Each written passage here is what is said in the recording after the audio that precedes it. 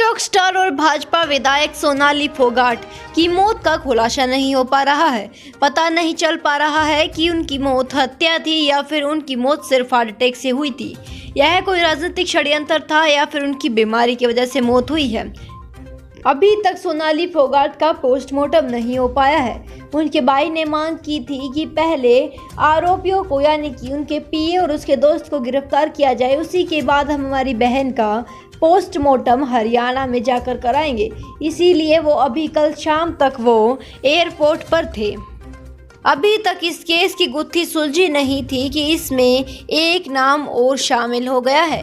एक और आदमी, एक और मंत्री जिसे शक के घेरे में ले लिया गया है।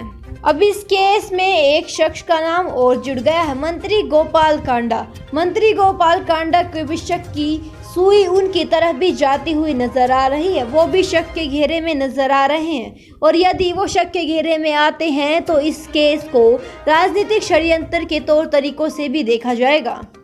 परिवार वालों का यह भी कहना है कि शायद पीए के साथ मिलकर मंत्री ने उनकी बेटी की जान ली हो, उनकी बेटी की हत्या की हो।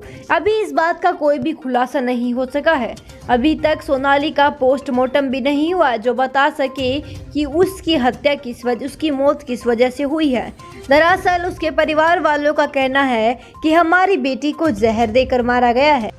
सोनाली फोगाट के भाई रिंकू का कहना है कि उसकी बहन को जहर देकर मारा गया है क्योंकि उसकी बहन का शरीर नीला पड़ने लगा है, जबकि उसने कहा कि हमने पता किया कि हार्ट अटैक में ऐसा कुछ नहीं होता। शरीर का नीला पड़ना साफ दिखाता है कि उसे जहर देकर मारा गया है। परिवार वालों ने बताया कि जिस रात को सोनाली की मौत हुई उसी रात सोनाली ने हमसे फ़ोन पर बात की थी। उसने कहा था कि सुधीर ने मेरे सारे कुक्स को हटा दिया है, उनको छुट्टी दे दी है और सुधीर ने खुद खीर बनाई है। दरअसल बताया जा रहा है कि वो खीर सोनाली और उसकी मां दोनों ने ही खाई थी, लेकिन उसकी मां को कुछ नहीं हुआ, जबकि सोनाली के हाथ पैरों ने जवाब देना शुरू कर दिया था।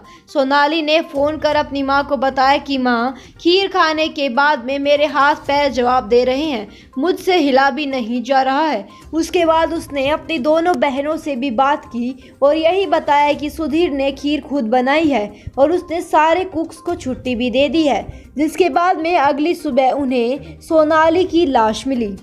परिवार का कहना है कि उनकी बेटी को स्लो पॉइजनिंग दिया जा रहा था, जिसके बाद में उसे समय समय पर ऐसे पॉइजन्स की वजह से उसकी ऐसी हालत हुई।